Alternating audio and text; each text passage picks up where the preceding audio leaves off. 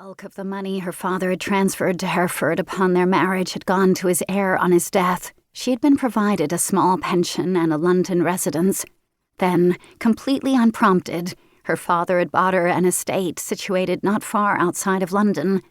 She suspected he had been motivated by guilt, but had never questioned him. So, given that, she should be very happy. But there were her eyes, staring back at her and calling her a liar. She smiled again, this time wider and with joy, revealing a row of mostly straight white teeth, but her brown eyes did not brighten at all. Sighing, she sat back, thinking of all the women she'd seen Thorne escort about the club with their easy smiles. It reaffirmed her instinct that he would like her better if she could smile more naturally, and she would have tried again, but the door to the ladies' retiring room swung open, and a beautiful woman came sweeping in. She paused in surprise as soon as she set eyes on Camille. She appeared to be about the same age as Camille, with dark eyes and hair, and a golden complexion. "Well, well, well, you do exist." The newcomer smiled and took a seat beside Camille on the elongated ottoman that was set before the mirror and vanity. "Lillian Green," she introduced herself. "Camille," she began, but the woman took over.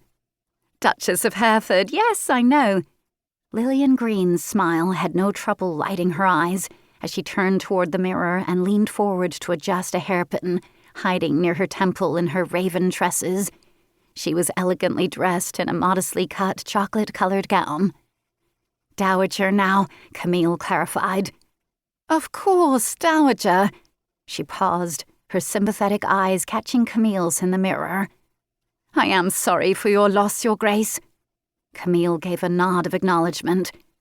"Please call me Camille. I'd prefer to have one place where my title doesn't matter."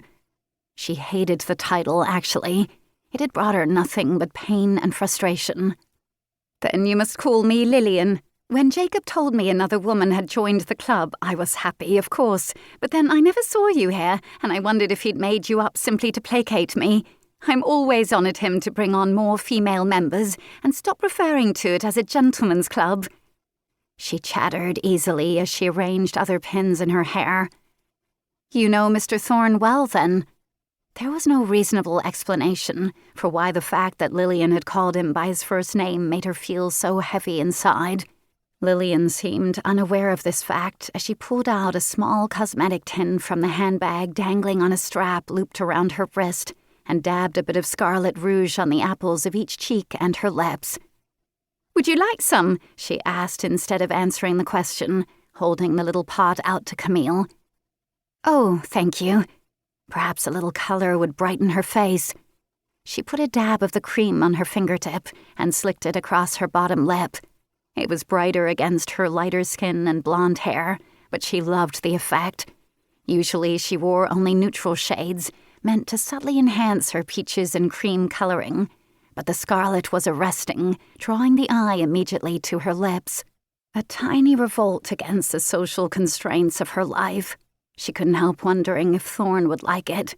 Another swirl of anticipation swooped through her, prompting her other hand to press against her stomach.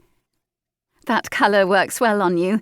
And to answer your question, yes, Jacob and I know each other well. I'm a long-time member." Lillian winked and rose, adjusting her skirts. It was absolutely none of her business, but she couldn't help but wonder if Lillian and Thorne were lovers. He had lovers. Camille knew that. She'd been a member of the club for a few months, and in that time she'd seen any number of women arrive by the ladies-only entrance and greet him very warmly. Sometimes he'd offer his arm, other times he'd slide his hand around their waist and disappear with them into parts unknown, and she wouldn't see him again that night. She couldn't say with reasonable certainty that he slept with all of them, but it was a fair bet that he'd bedded a few. "How many women members are there?" Camille hadn't thought to ask when she'd filled out her registration form and paid the rather expensive dues.